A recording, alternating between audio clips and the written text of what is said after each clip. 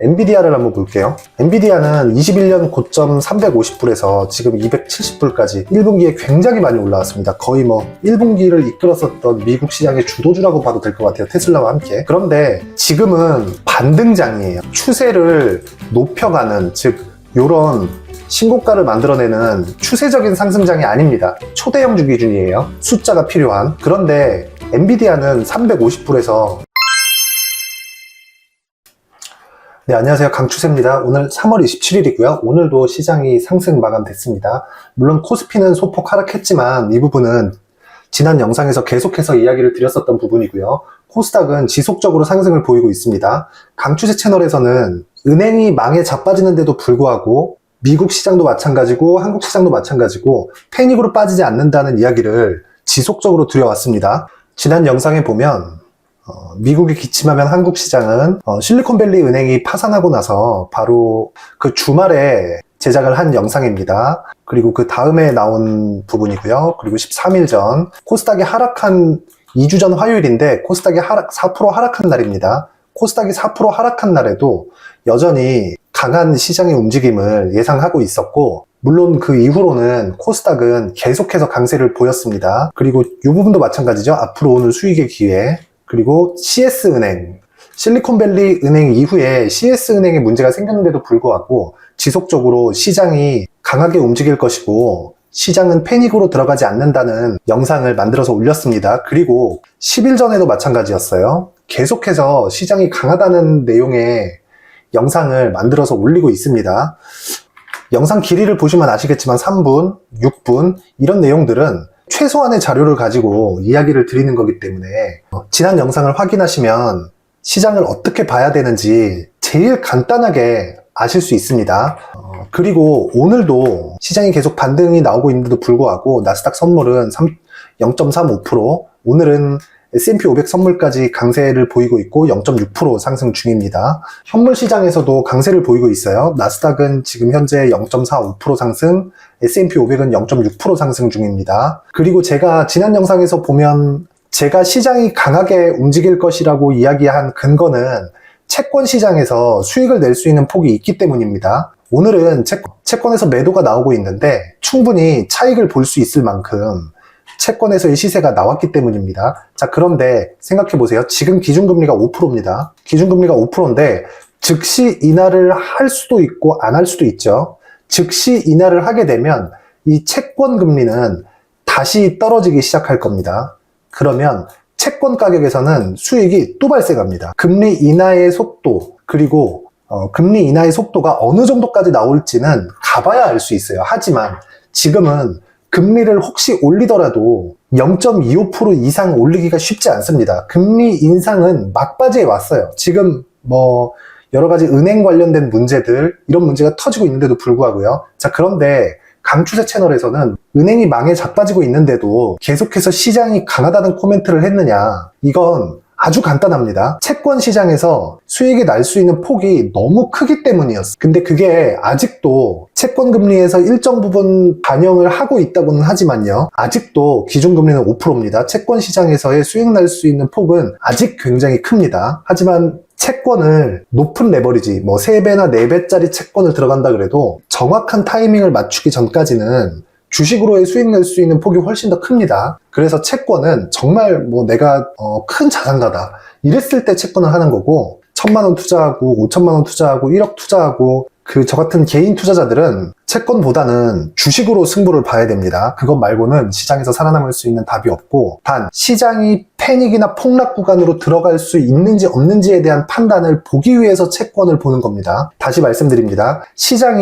은행이 자빠지고 있는데도 시장이 오르는 건 채권에서의 수익, 즉 시장의 수급이 풍부하게 존재하기 때문이에요. 그게 어떻게 코스닥으로 연결될 수 있느냐, 이렇게 보실 수 있겠지만 그 내용도 간단합니다. 코스피는 상승하기 위해선 근거가 필요합니다. 하지만 코스닥이 상승하기 위해서는요, 뉘앙스만 풍겨도 됩니다. 하지만 이 두 가지가 코스피든 코스닥이든 움직이는 원리는 똑같아요. 앞으로 돈을 더 많이 벌 수 있는 기업입니다. 그래서 코스피가 강세장일 때는 실제 근거가 필요한 숫자가 찍혀 나와야 되고요. 코스닥이 강세장일 때는 숫자가 아예 필요 없는 건 아니지만 AI처럼 실제 내용이 있는 가능성 가지고도 지금과 같은 코스닥의 강세장을 만들어 갈 수가 있습니다. 제가 종목 관련된 영상도 지속적으로 올려드리고 있는데 종목 관련된 영상에서 이야기를 다시 드리겠지만 코스피와 코스닥 더 디테일하게 들어가면 대형주와 중소형주, 초대형주와 요즘의 에코프로 아니면 그것보다 더 디테일하게 보면 지금 강세를 보이고 있는 2차전지나 AI나 상승하는 원리는 똑같습니다. 지금이 아닌 앞으로 돈을 더 벌 수 있는 기업들의 상승이 엄청나게 나오고 있어요. 뭐 여기서 뭐 프로그램 수급이 붙어서 주가가 상승이 나온다 이런 건 아무 의미가 없습니다. 자, 그래서 결론은 지금 코스피는 이 고가 매물을 소화할 수 있는 체력이 없습니다. 물론 시장이 강세로 가면서 2500포인트를 넘나드는 등락을 보여줄 수도 있고 실제 2600까지도 올라갈 수 있습니다. 뭐 그 이상도 올라갈 수 있겠죠. 하지만 이게 유지되는 상승폭이 아닙니다.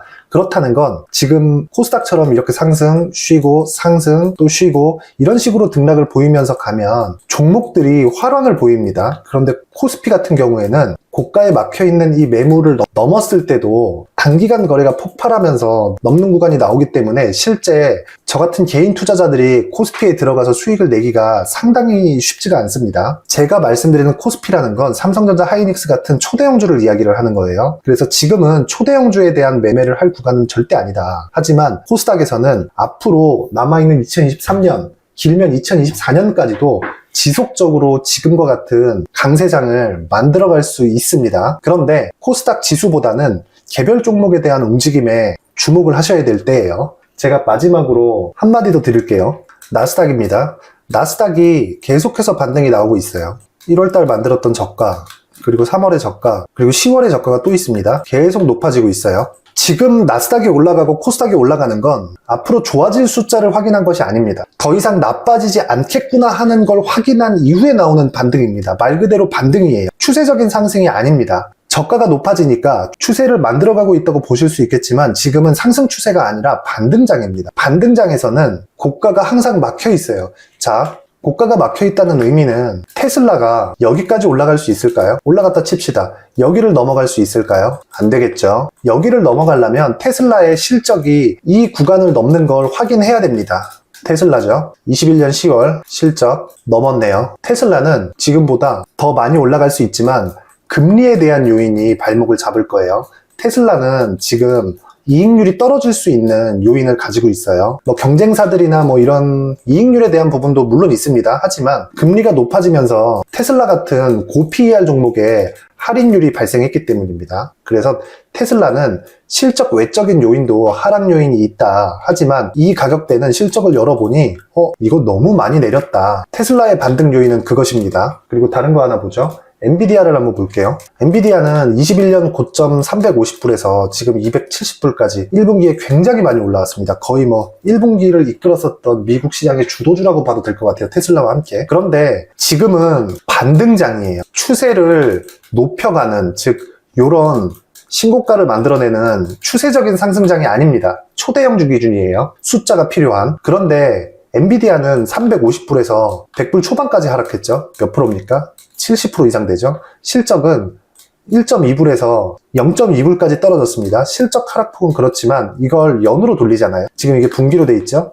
연으로 돌리면 실제 실적 하락폭은 50% 안쪽입니다. 그러면 70% 빠진 주가가 너무 과하게 하락했다는 거죠. 지금 나오는 상승은 추세적인 상승이 아니라 반등장이다. 하지만 이 구간이 상당히 길어질 수 있다. 어디서? 중소형주에서. 왜? 지금 금리를 못 올릴 수 있는 환경이 갖춰지고 있죠. 점점 더. 만약에 여기서 동결 구간이 짧아지잖아요. 그러면 고금리를 지금 5%대, 4%대 이 금리를 유지하는 기간이 점점 짧아집니다. 짧아지면 실제 이 구간이 짧아지면 짧아질수록 금리 인하가 경기 충격이 아니라 부양으로 바로 돌아설 수도 있어요. 하지만 그걸 확인하는 건 뭐다? 실적입니다. 이걸 반드시 확인하셔야 돼요. 하지만 무조건 반등장이고 실적이 확인될 때까지는 무조건 반등장이다. 실적이 확인되면 우리는 개인 투자자는 매매를 어디서 해야 된다고요? 실제 밸류에이션 이하거나 아니면 가격을 넘어설 때나. 왜? 이건 새로운 세계가 열리는 겁니다. 그게 AI가 될지 아니면 반도체 사이클이 다시 돌아올지 이건 모르겠어요. 이걸 가지고 뭐 증권사 리포트든 뭐든 이렇게 쭉 써내려가는데 아무 의미 없는 무쓸모한 이야기입니다. 그래서 지금은요, 여기저기서 굉장히 위험하다는 이야기를 하고 있지만 가장 중요한 건 시장은 은행이 망할 때가 아니라 경기가 굉장히 좋을 때도 주식은 조심하셔야 됩니다. 하나 보죠. 주식이 올라갈 때 어떻게 올라가는지. 극단적인 비교라고 생각하지 않으셨으면 좋겠는 게요. 에코프로입니다. 에코프로 거의 수직 상승하죠. 여기서 앞으로 좋아질 거야 하고, 물론 지금 여기서 매수해서 여기까지 보유하는 투자자들이 있는지는 모르겠지만 정말 보유하는 사람들이 있다면 그건 정말 존경합니다. 하지만 만약에 지금 경기가 어마어마하게 좋다 그래서 에코프로가 이렇게 많이 올랐단 말이에요. 그러면 여기서 조심하지 않고 매수하나요? 주식시장은 언제나 조심하는 겁니다. 결론. 앞으로 무슨 일이 있다고 해서 앞으로 경기 침체가 올 거야, 은행이 망하는 게 시작점이 될 수 있어, 확산될 수 있어. 당연히 확산될 수 있겠죠. 원인이 금리 때문인데 금리를 올려서 지금 채권의 국채고 회사채고 미국 국채고 코코본드고 이런 채권의 종류만 다를 뿐이지 모든 채권은요, 모든 채권 금리는 미국 기준금리에 연동합니다. 그렇다는 건 지금 이 꼬라지가 난 원인이 지금 은행이 넘어지고 여기저기서 망하네 마네 죽네 사네 니들이 빨리 사가라 지금 이 개꼬라지가 나고 있는 이 원인이 미국 국채 때문이에요. 이걸 반드시 아셔야 되고, 하지만 미국 국채는 아직까지 수익이 나올 수 있는 폭이 훨씬 많기 때문에 미국 국채는 탄탄한 수급을 유지하고 있습니다. 굳이 지금이 아니더라도요. 항상 조심해야 되고, 지금 시장이 올라가는 걸 인정하지 않는 건 앞으로 엄청난 위험이 올 거야 그러면서 지금 시장이 강세를 보이고 있는 걸 인정하지 못하면요, 시장은 항상 옳다는 걸 믿지 않는 겁니다. 시장에 반하는 투자자예요. 그리고 그 최후의 신호는 결국엔 채권에서 올 거다.